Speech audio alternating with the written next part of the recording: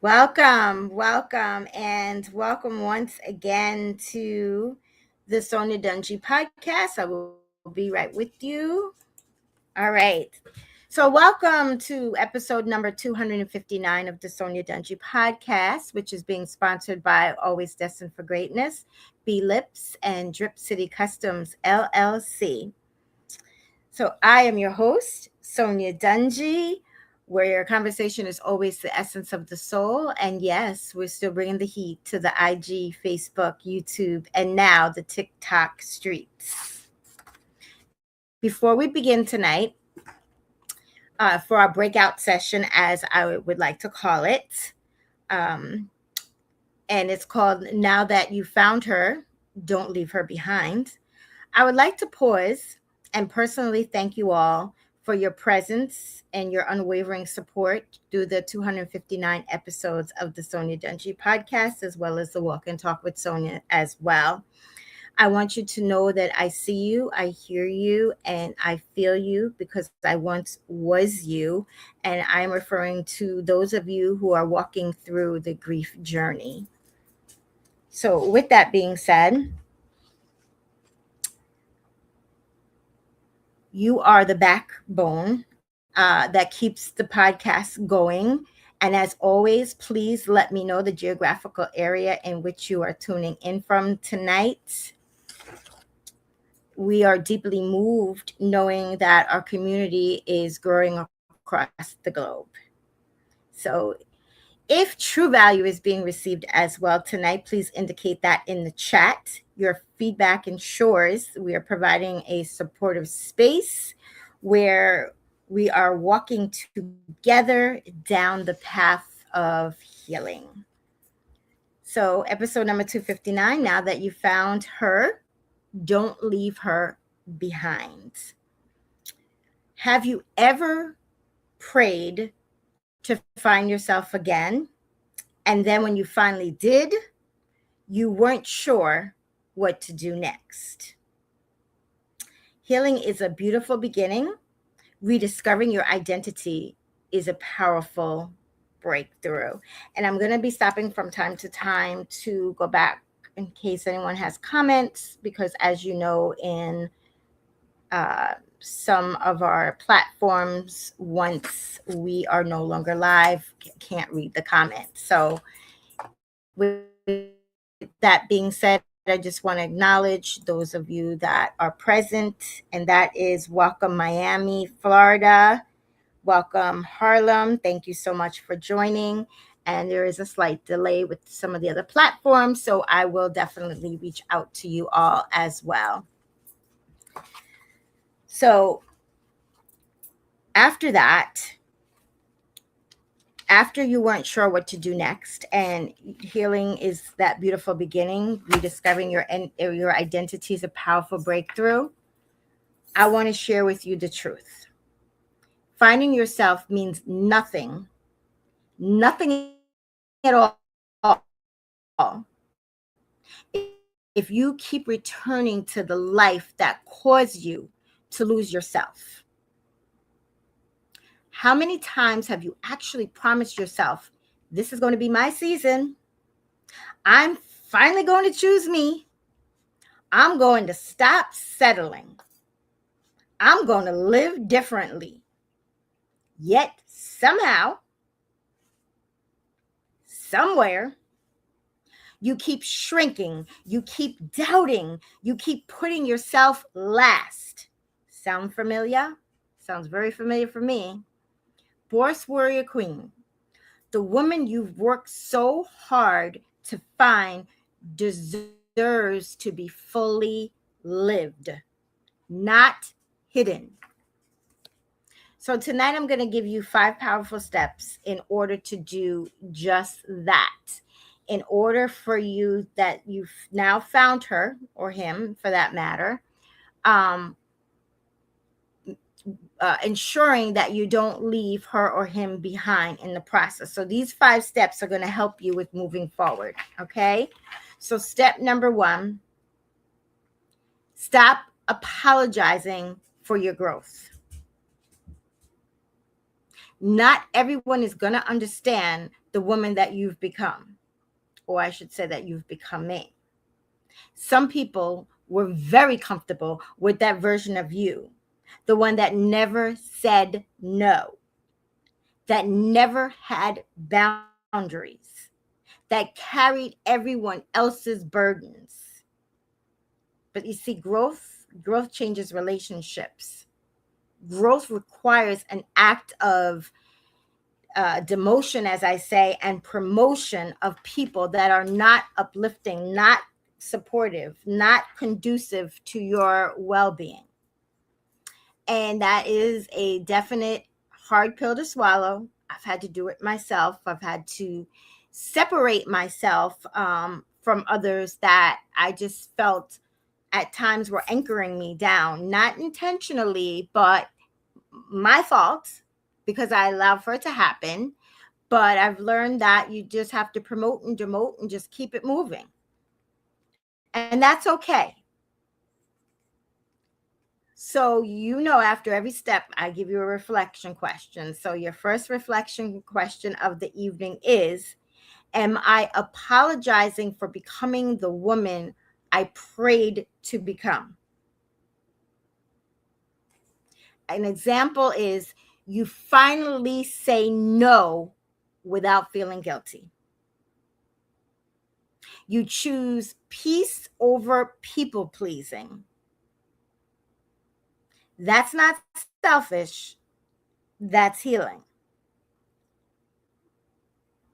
And just to take it a step further with the people pleasing, most of us have done it a time or two or are still doing it because we were afraid to say no, because we don't want to hurt somebody's feelings.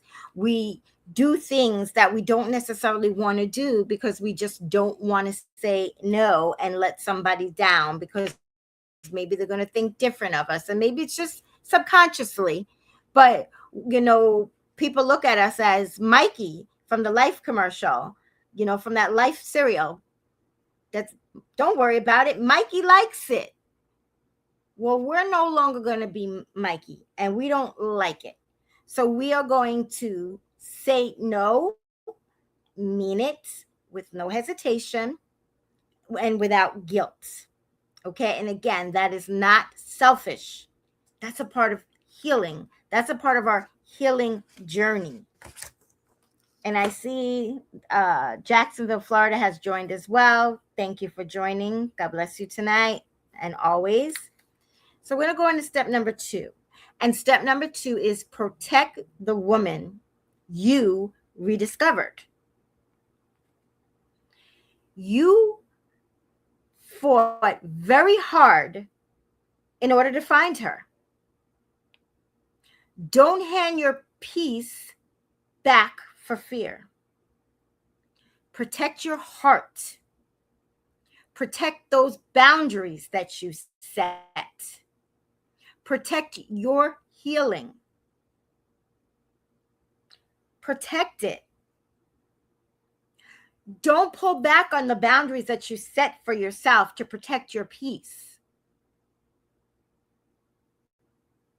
You set them for a reason. You don't want to get caught up in the drama.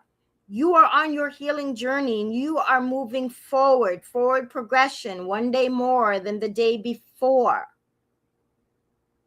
So your reflection question number 2 is: what habits, what people, or what thoughts keep pulling you away from the woman you are becoming? An example: if every conversation leaves you drained, it may be time to create those healthy boundaries that maybe you thought that you created, or maybe you didn't create them at all. But it can be very taxing, because I've been there myself. I created boundaries. I'm not going to do this anymore. I'm not going to do that anymore. No, so-and-so asked me to do this. I can't do it. I can't, and I won't. Remember, I can't and I won't. And we don't say I can't normally. When it comes to being a doer and doing things, we find ways. We don't say we can't. But when somebody's asking us to do something and break a boundary that we set for ourselves with intention, that should be the only reason when you say, I can't. Step number 3, walk like you believe in yourself. I'm going to say it again.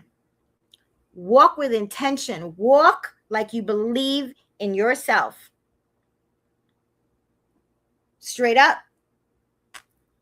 head up, crown adjusted if the need be. You see, confidence isn't the absence of fear. It's taking the next step anyway. Purpose requires movement.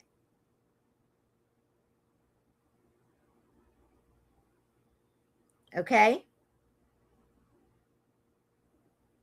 So when you walk with confidence, do it scared, but do it anyway. Just do it.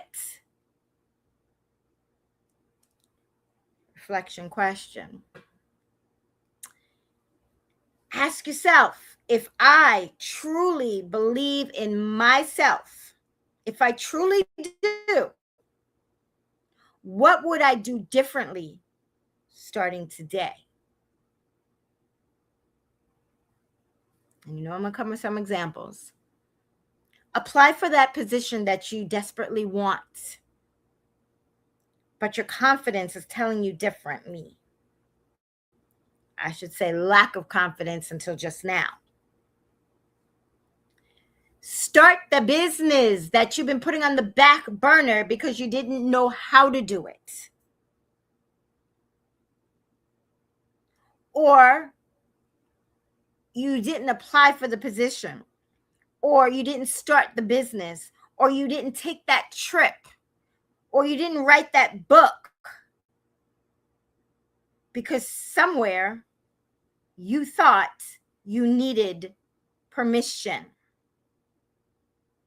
Don't wait for permission.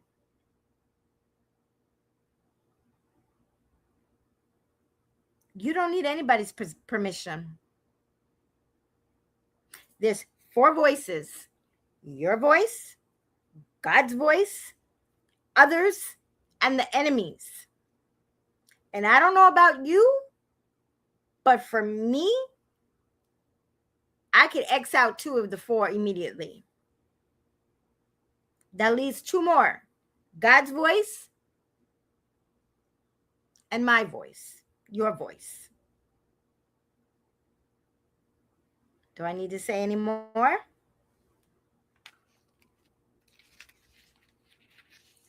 So with that is step number 4. And step number 4 is give yourself the permission to be happy.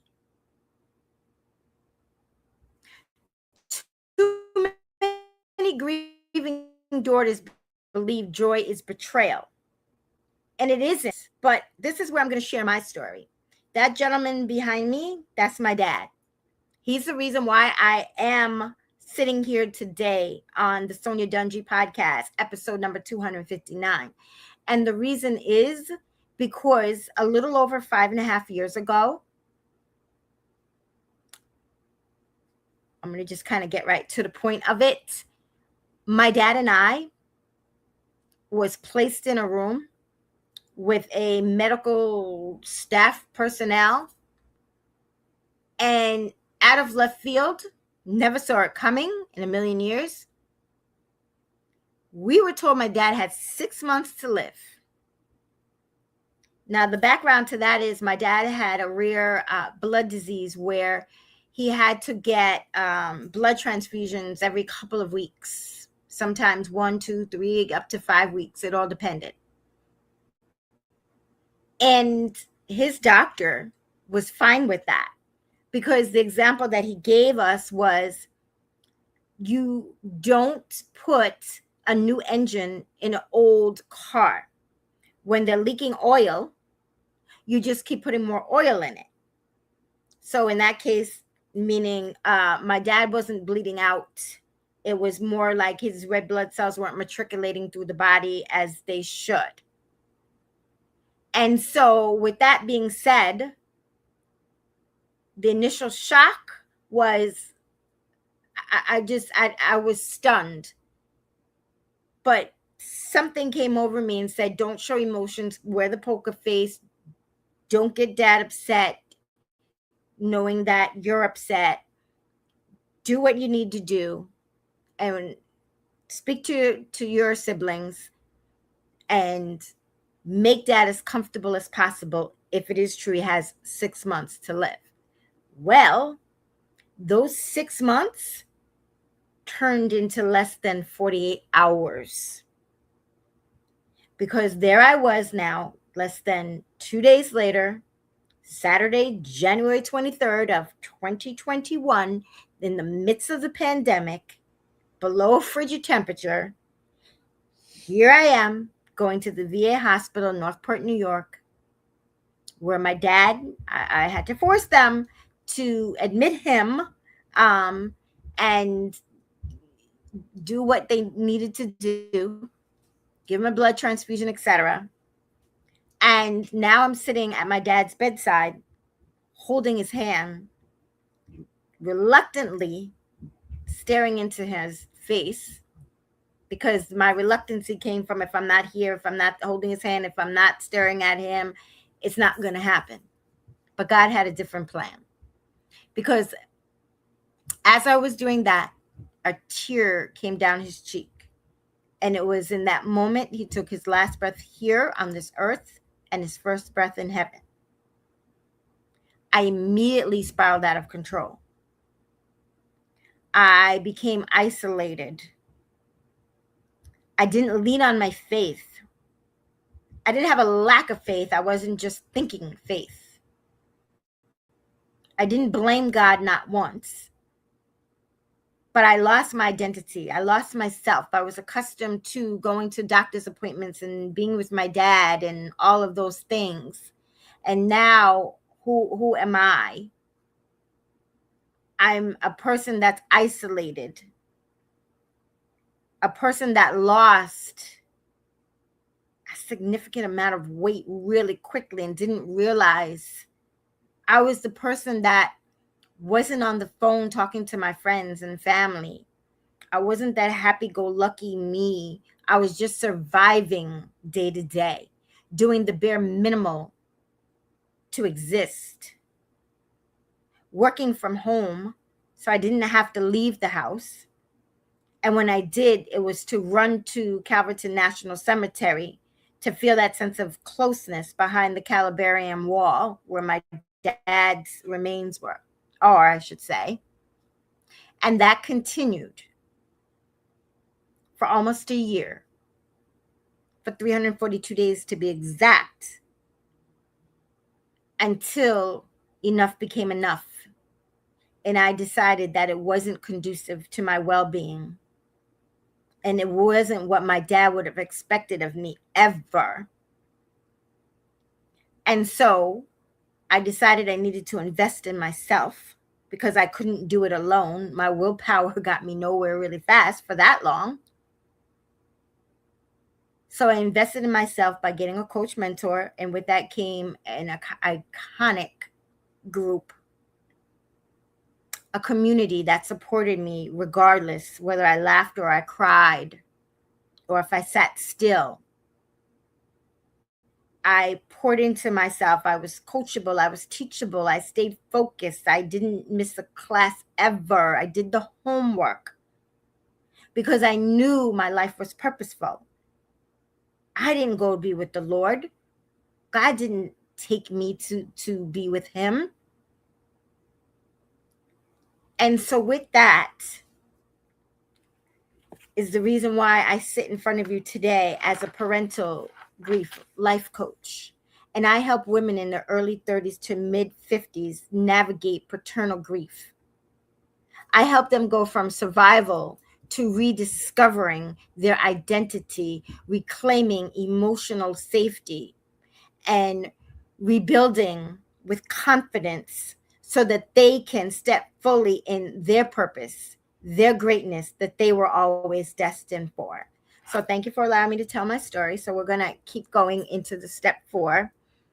And when I said give yourself permission to be happy, that was something that I didn't, because I didn't feel I could be happy. And if I had small pockets of joy and I found myself cracking up because I was thinking or heard something that my dad said or what have you, I would catch myself real quick and look around like, oh my goodness, did anybody hear me? Did anybody see me? I shouldn't be doing that. They're going to think less of me. They're going to think I didn't love my father and I didn't care and that I should be grieving. Because let's face it, there's no true manual for grief. There's no how-to. There's no clear-cut way. And back then, I didn't know that I could find a podcast. I didn't know that it was okay to join a support group.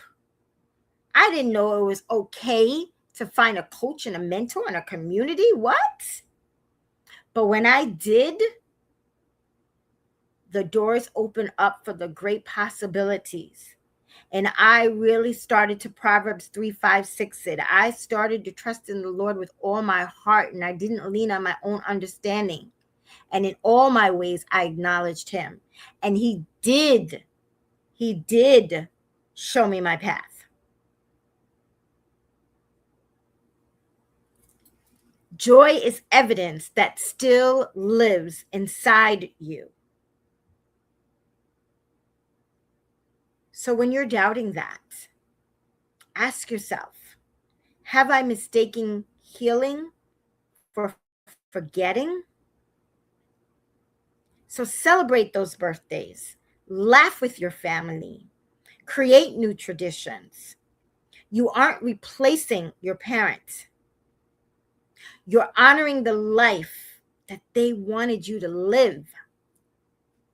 That's the key word. It's live. And in step 5, become the woman future you will thank. Become the woman future you will thank. Every decision you make today is shaping the woman that you will be 1 year from today. Don't live for yesterday. Live for tomorrow. 1 year from today, ask yourself this question. 1 year from today, what do I want to thank myself for? And I suggest you write this down. 1 year from today, what do I want to thank myself for? Maybe it's choosing that you went to counseling, that you got a mentor, that you became part of a community, that you started taking courses, that you started taking care of your health, that you started self-care, self-love, loving on yourself, truly. Investing in yourself. You see, small decisions create lasting transformation.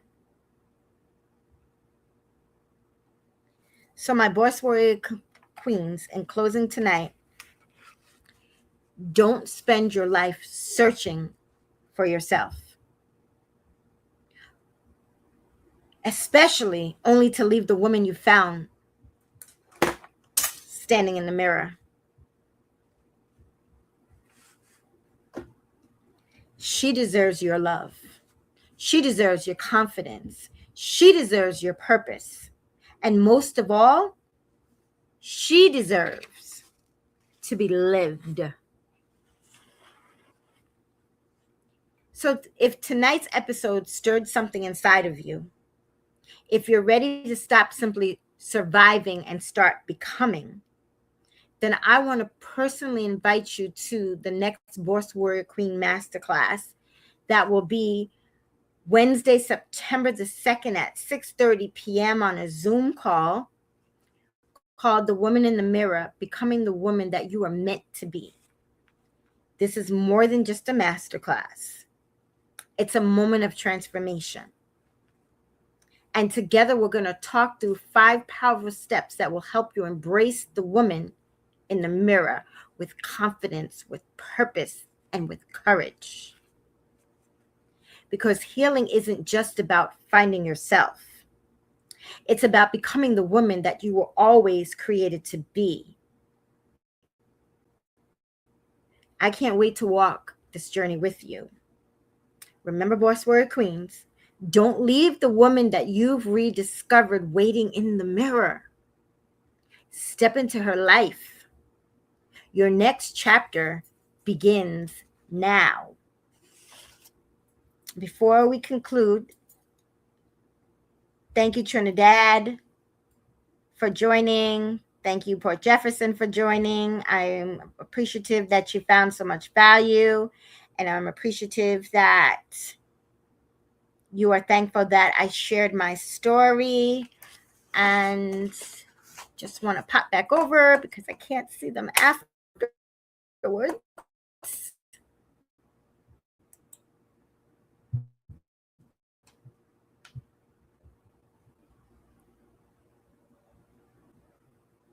Yes, it's a grateful night. I'm also grateful that you received value. Strong, stop apologizing for your growth. Peace over people pleasing. Relate and value. Yes. Yes. Boundaries are important. I learned that protecting your heart isn't just a romantic sentiment, but a plea for your own well-being. It absolutely is. Yes. I'm glad you enjoyed the reflection questions. Very courageous serving your dad the way you did. He was also very courageous. Thanks for sharing a story. Thank you. I appreciate you. Welcome. I believe you're in California now, straight from Washington. Welcome. Outstanding. Thank you so much. Thank you. Thank you. So, as we conclude tonight, uh, I I want to hear from all of you. Okay, so if there's a specific topic in relations to losing a mother or a father that you would like me to discuss here on the Sonya Dungee podcast, please reach out to me and please let me know. I would be honored to explore the topics, especially that matter most to you, because chances are that there's someone else that is seeking out that same discussion. And if you know someone or even yourself who has experienced parental loss and would like to share your story of grief, of healing, and of hope or resilience as a guest on the Sonya Dungee podcast, I welcome you as well. Just please reach out to me and let me know. Your story can truly be encouraging, especially to someone else that have been praying for just that. So let's continue together breaking the silence surrounding parental grief, one conversation, one story, and one heart at a time. Until next time, stay safe, stay well. God bless you all. And of course, bye for now.